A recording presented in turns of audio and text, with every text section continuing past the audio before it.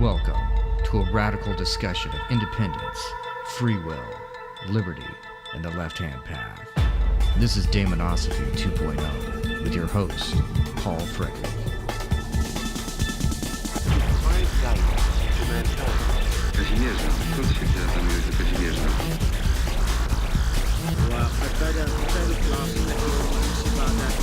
No vision can grasp it.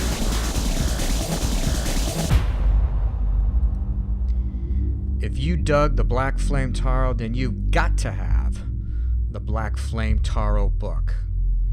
The Black Flame Tarot, an Invocation of Fire guidebook for the Black Flame Tarot deck, written by Jennifer and Paul McAtee with a foreword by Don Webb. The Black Flame Tarot is a magical working and a powerful tool for divination. This book explores different ways of working with the deck and also discusses the origins, ideas, and inspiration that have contributed to its creation. For people interested in the tarot and left-hand path ideas, this book will help you maximize your personal growth, connect with your inner reality, and offer practical tips and techniques for problem solving and making decisions in everyday situations. Visit lulu.com and search Black Flame Tarot now to get your copy. You will not regret it.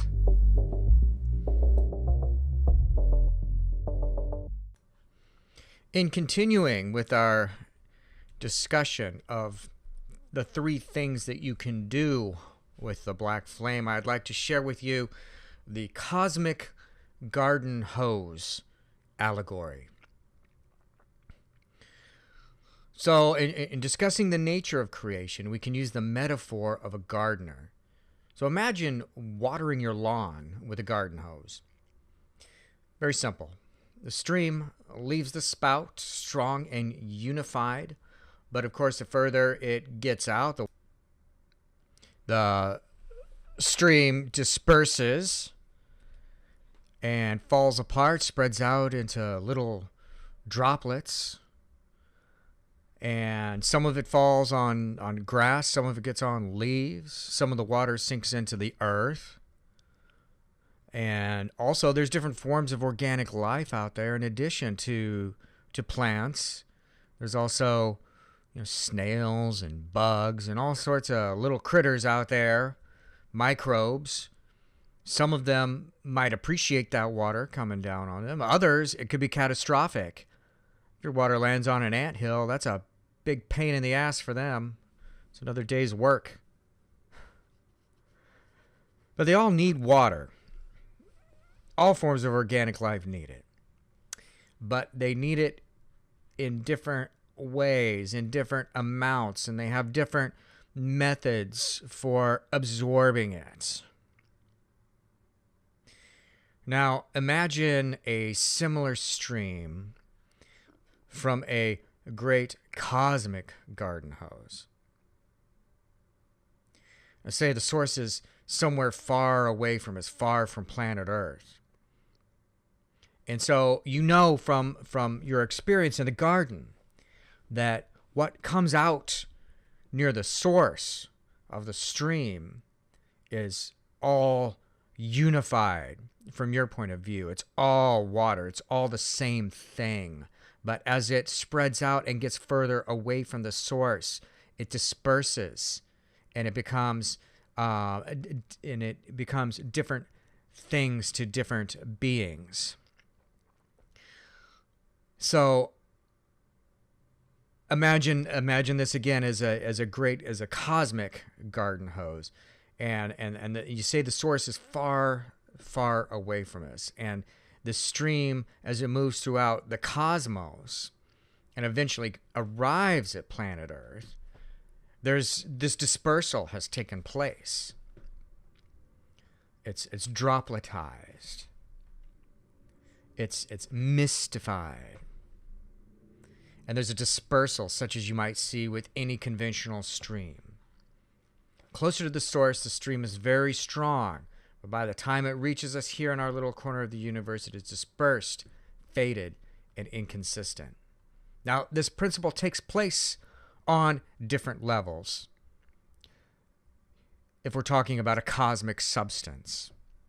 If we're talking about a super substantial substance, we're talking about a source that maybe is not, technically on planet Earth in our immediate vicinity. And then there's a dispersal that takes place from there. And then we're talking about places on planet Earth where it's collected, where there's certain places where it's collected because the people want it there, and so they collect it. And so then as it moves further from that source, again, there's like another dispersal. So look back at the garden hose analogy. Not all forms of organic life happen to be in the right place at the right time where the droplets are falling. And again, different forms of life have different reactions to it, and they have different ways of consuming it, of digesting it, integrating it, and regurgitating it, expressing it, casting it back out. Now, at the very least, those who have found within themselves the wish to become something more, and those who've heard the ideas about this, can say that they were actually born in the right place at the right time, because some of the ideas are still around. So one way this idea gets represented is in the seal of Set, which, if you haven't seen it, it's the image of Set that has some Egyptian hieroglyphs going around it, which translate as, "Let my great nobles be brought to me." And here you have the idea that not everyone is going to hear that message. There's some people who are going to seek, and they're going to find it. Then there's other people who will seek but never find. And of course, then there's many, many, many others who never seek. Many are in the right place but unable to receive, or they can receive only certain filtered aspects. And part of this has to do with preparation, with how they've prepared themselves, to be able to receive.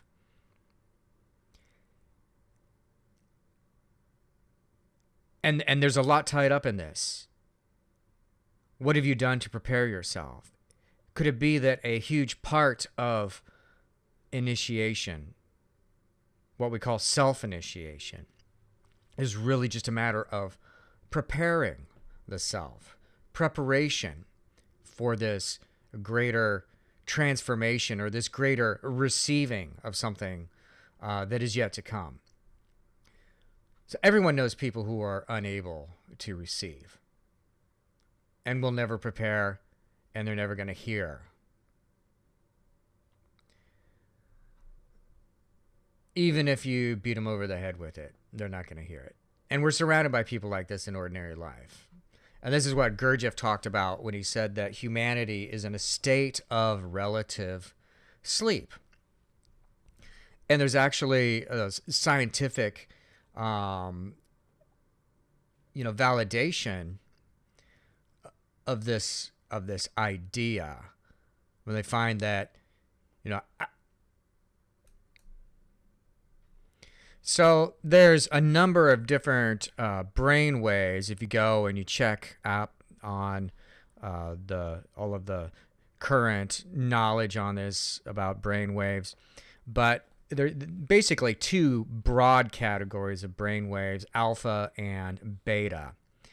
Beta representing wakefulness, and really that means intensive thought and reasoning, like heavy reasoning, like dianoia in Plato's pyramid of thought. Like you're really thinking hard and examining an issue.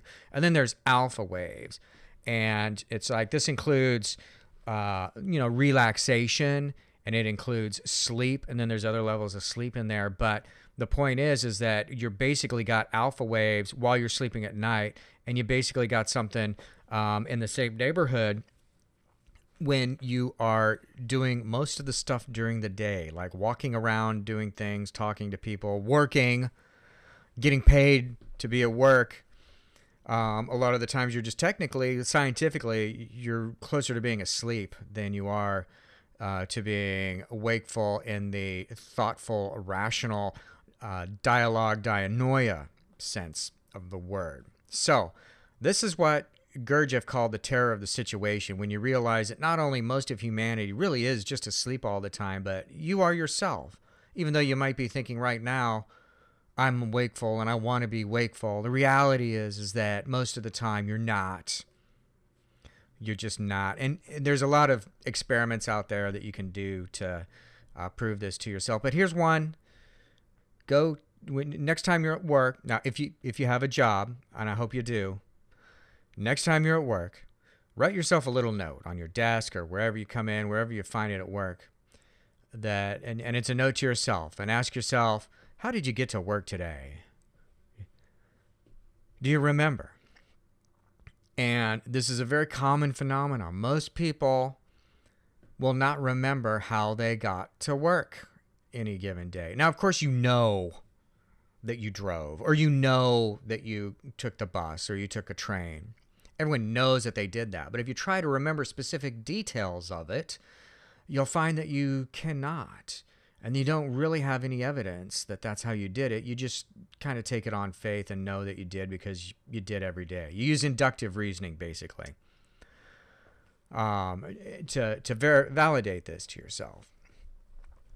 So this is a good way of reminding yourself that most behavior really is mechanical, and that if you want to really awaken in a real and meaningful way, not only is super efforts required, but something more is required. Intervention is required. Help from others is required. Input and interaction with those who have awakened before, or who want to awake desperately as badly as you. So getting back to this cosmic garden hose and the idea that these droplets are falling around in different places. And we realize that there are people who are in the right place and they are able to receive. And that is awake and prepared to receive. And they can begin to make efforts for attracting and receiving more in the future.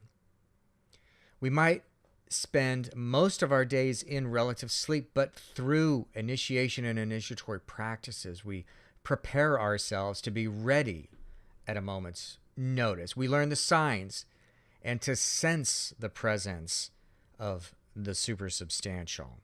We learn intuitively what sort of influences are coming into our life. We learn to intuitively identify them as, worthless, deleterious, non-conscious, substantial, supersubstantial.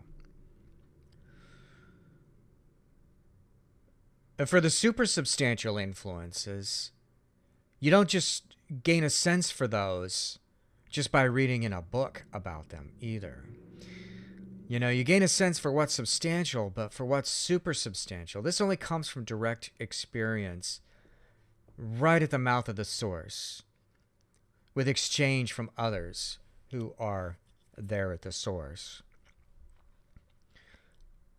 And as a lot of people might have noticed, this whole process partakes of a very old pattern and a very similar concept, which was, of course, corrupted and is abused and misused in a variety of ways by the representatives of the right-hand path, which are really forces of the Druge. They're forces of Hep.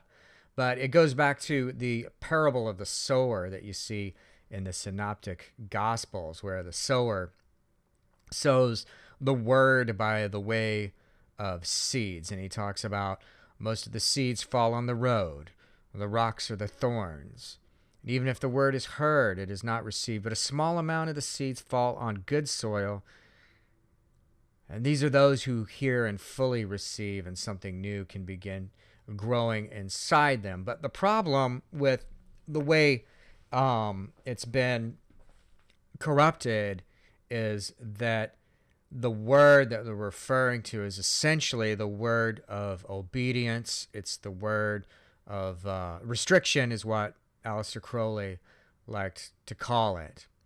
And it's the word of coercion and the slave mentality and being a follower and all these other things.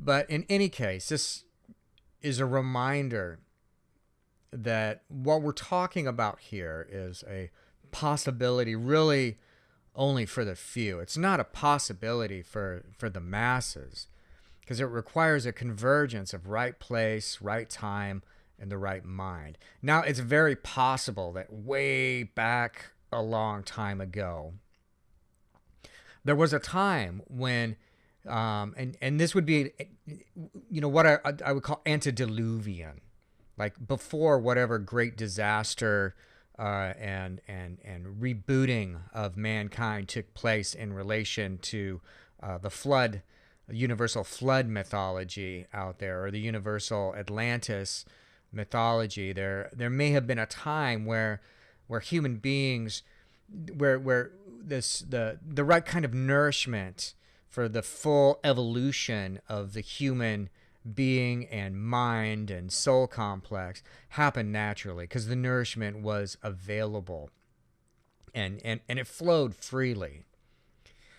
And maybe it was just natural that people went in this direction, but something happened. And in the Airbeth transmissions, I talk about this in terms of a second intervention. The first intervention, which gave us, what we call the gift of Set, and the ability to extract this kind of nourishment and grow into something really amazing.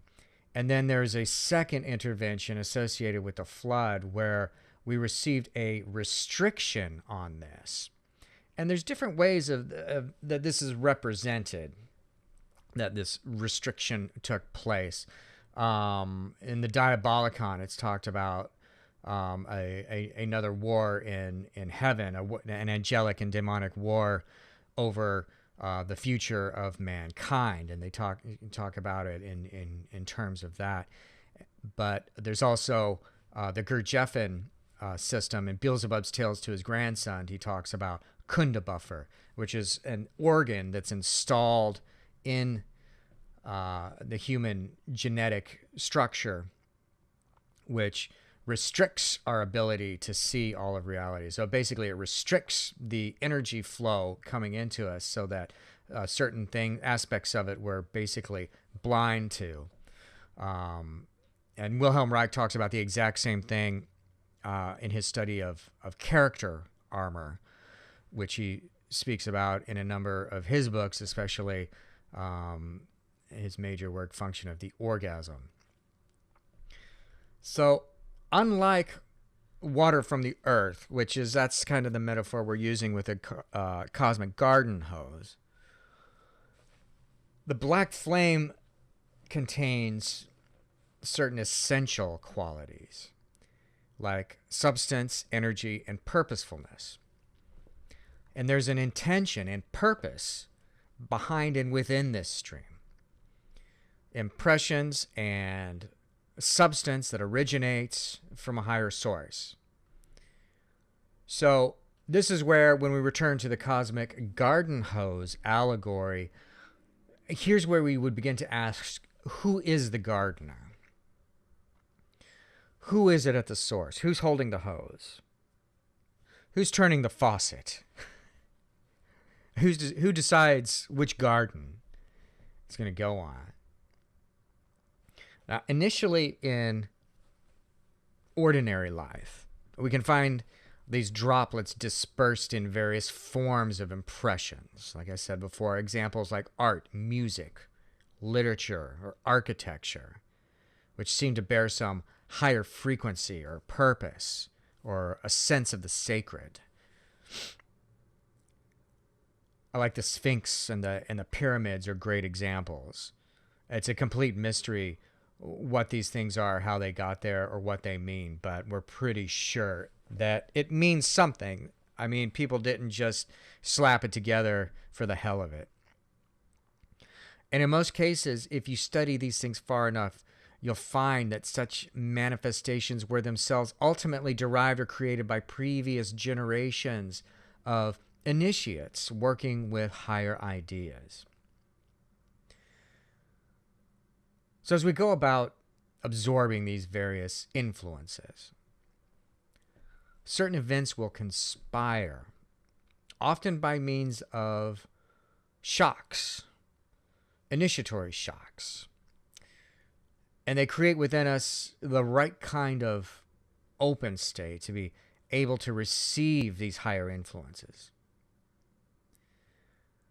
These droplets congeal and remanifest within us, taking on a magnetic quality. Again, Gurdjieff talked about this in terms of magnetic center. And you can find references to this process in other lost systems like Tibetan Buddhism, where they claim that special new bones are formed in the bodies of saints as a result of their earthly initiation, or in Vedanta, where there's this idea of different bodies being developed within and through initiatory processes, bodies which then allow us to see and move in new ways. The point is, there's this idea that through this higher form of nourishment, something new actually grows within us as a result of it. And this is an idea that's just completely lost in all forms of monotheism out there today. And you find it in Zoroastrianism as well, the idea that essentially new bodies are created through a kind of nourishment. So the accumulation of the high-powered substance within our being over time eventually can grow to a certain point that it connects with the force that we call Runa. And it becomes an attractor for yet more supersubstantial elements and experiences. It begins to lead us somewhere. Or perhaps something within us grows to the point that Runa begins to pull it in a certain direction. We find ourselves pulled into the orbit of something greater. And now this is all under the second function, or the second thing that we do with the black flame, is that we hold it and we integrate it in our being. And it starts to create these new things within us, new bodies, and this magnetic quality. And initially, this magnetic draw can lead us to certain other people and individuals who share a common interest in those same apparent influences. Art, music, literature, whatever. For a lot of us, this initially starts out probably as occultism, but occultism might lead to these other influences in there somewhere, but it can also lead not in that direction because of the sources behind it. Often the sources that come in through occultism are hijacked by essentially charlatans and false teachers.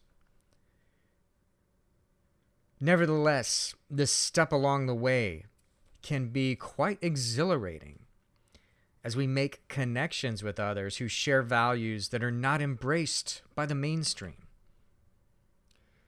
But if we continue in this manner, that is, continue to find opportunities to open ourselves up to receiving higher influences, we'll soon see that this is only an intermediary step. We'll see that there's more needed. Because ultimately that magnetic pull, and this is how you know, that magnetic pull is drawing you toward the source, which, varying somewhat with time and place, it means an initiatory school or an esoteric circle of some sort. It means a place where ideas about personal psyche-centric evolution are studied. For 21st century people in the West, this could mean the Temple of Set. In the past, it could have meant an ancient Egyptian priesthood or a Gnostic school, the Pythagorean academy, the Sufis. And this is one reason why you see certain recurring ideas and patterns in these circles. For instance, there's like an idea of sacred guardianship, with a clear indication that something substantial that requires guarding and cultivation. And groups like this guard and cultivate a sacred fire. It's a theme that occurs again and again. Really, the first place that I think you see this pattern is with the first magus, Zarathustra, who established a tradition with a priesthood whose primary function is to tend a fire that was never allowed to burn out. So this idea of a source is like fully represented here amongst their traditions, right? It's like there's this source here on Earth, and that's maintained by the priesthood in their fire temple. And of course, it also is a representation of a cosmic source of fire, of which they call Athra, Minu Athra, cosmic fire. So, talking about Zarathustra for a minute, there's fire temples that appear as central pillars to early communities way back a long time ago, where Zoroastrian priests, or magi as they call them, because this is where we get the term magus from, a magi would tend the fire to ensure that it never died out. So in addition to the spiritual focus, the fire temple also served a practical function to the community, ensuring the valuable resource of fire is always available. So you have to imagine the arising of this in relationship to the past, where they didn't have fire in a regular consumable way, that it would be an incredible claim of technological prowess for a community to be able to boast that they had kept their fire going without interruption for decades or perhaps centuries. And even today, there's fire temples in India and in places in Iran where they claim to have fire that's thousands of years old, because that one source of the fire has never been allowed to go out. So there's a similarity right there with where we are here in the West. We have this idea that there is a cosmic source of the black flame, which we call the black sun, that exists out there. But we also have this idea that the fire that we have, the manifestation of this fire, remanifestation of that fire on Earth, is not permanent in the same way, that its existence here, its continuation here for humanity, is dependent on people doing something to keep it alive. There's a line from the book of Coming Forth by Night about this too, that without the work of the elect, the majesty will fade and be ended. And it occurs in the Diabolicon as well. But fire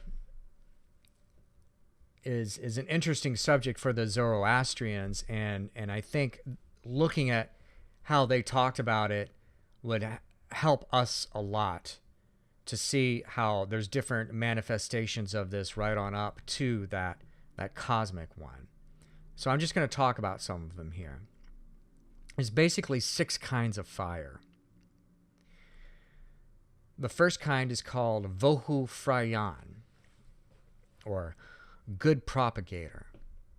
Now, this is a kind of fire that's found within the bodies of humans and animals. It requires its own food and water and nourishment in order to be sustained. It may be understood as basically the life force energy. And in Setian terms, we might describe this with the Aeonic word arcte.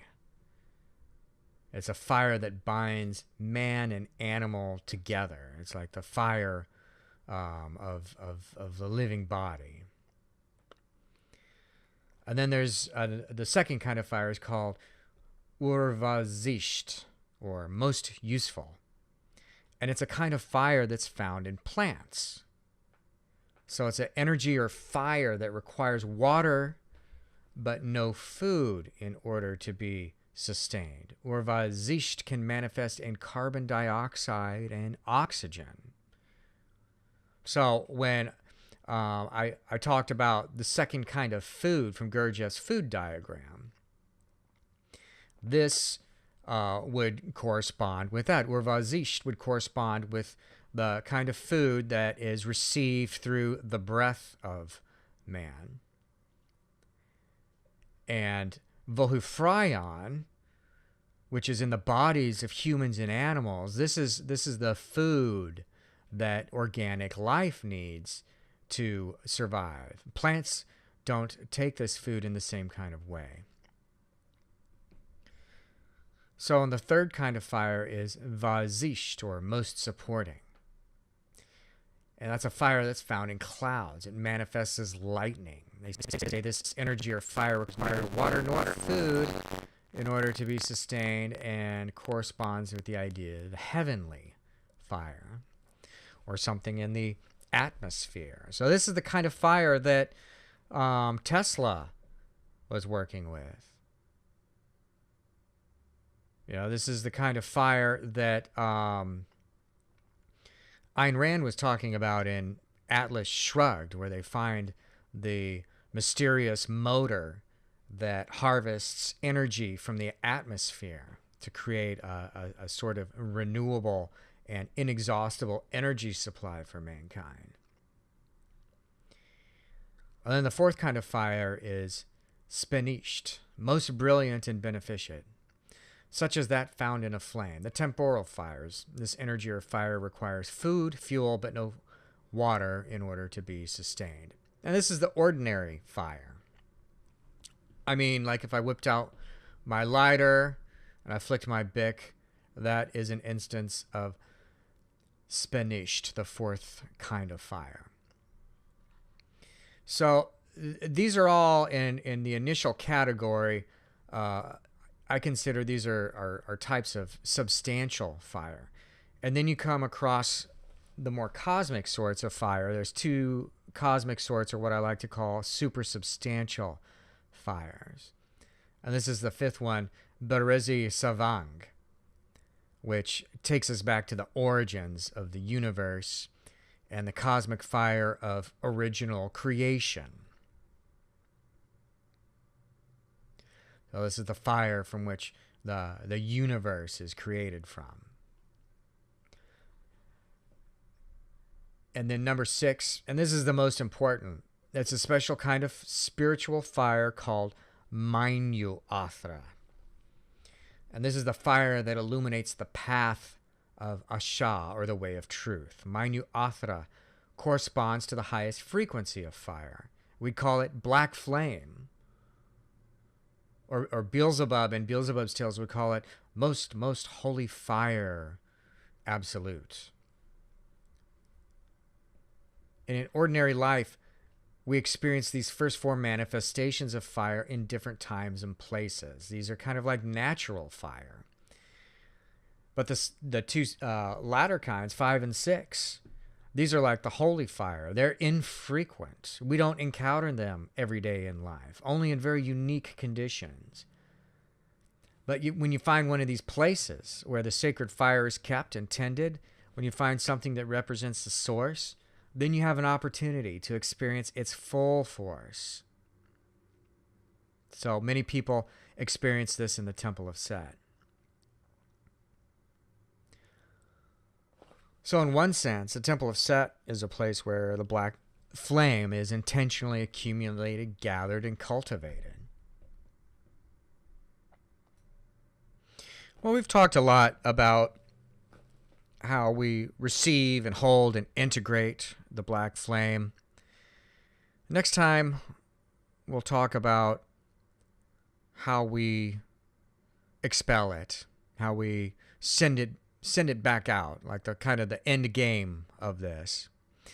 Not really the end game, but a part of the process that needs to occur with it for everything to be complete. So we can go on to achieve our own individual end game, which is tied up in the, very much tied up and represented in the Setian word, Kepher, and the Setian admonition of Kepher and remanifest.